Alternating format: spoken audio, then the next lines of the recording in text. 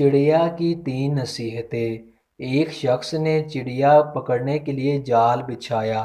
اتفاق سے ایک چڑیا اس میں پھنس گئی اور شکاری نے اسے پکڑ لیا۔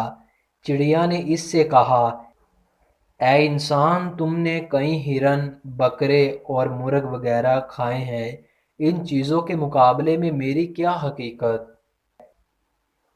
ذرا سا گوشت میرے جسم میں ہے، اس سے تمہارا کیا بنے گا؟ تمہارا تو پیٹ بھی نہیں بھرے گا۔ لیکن اگر تم مجھے آزاد کر دو تو میں تمہیں 3 نصیحتیں کروں گی جن پر عمل کرنا تمہارے لیے بہت مفید ہوگا۔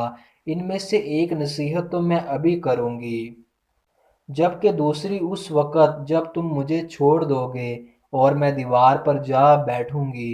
اس کے بعد تیسری اور آخری نصیحت اس وقت کروں گی جب دیوار سے اڑ کر سامنے درخت کی شاخ پر جا بیٹھوں گی۔ اس شخص کے دل میں تجسس پیدا ہوا کہ نہ جانے چڑیا کیا فائدہ مند نصیحتیں کرے۔ اس نے چڑیا کی بات مانتے ہوئے اس سے پوچھا، تم مجھے پہلی نصیحت کرو، پھر میں تمہیں چھوڑ دوں گا۔ چنانچہ چڑیا نے کہا، میری پہلی نصیحت یہ ہے کہ جو بات کبھی نہیں ہو سکتی اس کا یقین مت کرنا۔ یہ سن کر اس آدمی نے چڑیا کو چھوڑ دیا اور وہ سامنے دیوار پر جا بیٹھی۔ پھر بولی، میری دوسری نصیحت یہ ہے کہ جو ہو جائے اس کا غم نہ کرنا۔ اور پھر کہنے لگی، اے بھلے مانس، تم نے مجھے چھوڑ کر بہت بڑی غلطی کی، کیونکہ میرے پیٹ میں پاؤ بھر کا انتہائی نایاب پتھر ہے۔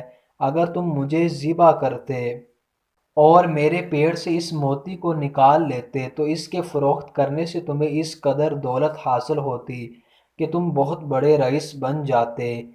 اس شخص نے جو یہ بات سنی تو افسوس کرنے لگا اور پچھتایا کہ اس نے چڑیا کو چھوڑ کر اپنی زندگی کی بہت بڑی غلطی کی۔ اگر اسے نہ مر جاتی۔ چڑیا نے اسے اس طرح سوچ میں پڑے دیکھا تو اڑ کر درخت کی شاخ پر جا بیٹھی اور بولی، اے بھلے مانس، ابھی میں نے تمہیں پہلی نصیحت کی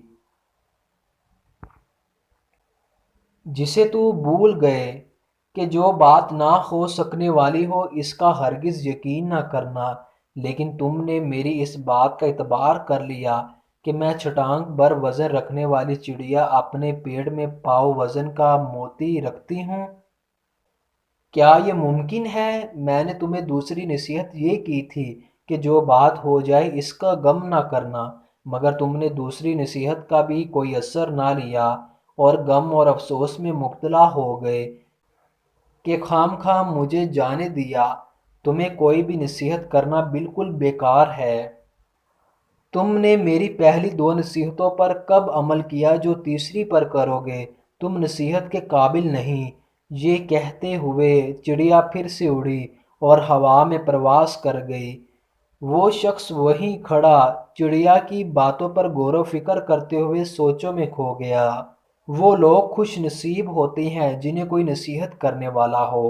ہم اکثر اپنے مخلص دوستوں اور ساتھیوں اور بزرگوں کی نصیحتوں پر کان نہیں دھرتے اور اس میں نقصان ہمارا ہی ہوتا ہے۔ یہ نصیحتیں صرف کہنے کی باتیں نہیں ہوتی، بلکہ دانائی اور دوسروں کے تجربات سے حاصل ہونے والے انمول اثاثے ہیں جو یقیناً ہمارے لیے مشعل راہ ثابت ہو سکتے ہیں اگر ہم ان پر عمل کریں۔ پیارے دوستو، امید کرتا ہوں کہ آپ کو یہ سبق آموز حکایت اچھی لگی ہوگی۔ پیارے دوستو، اللہ حافظ۔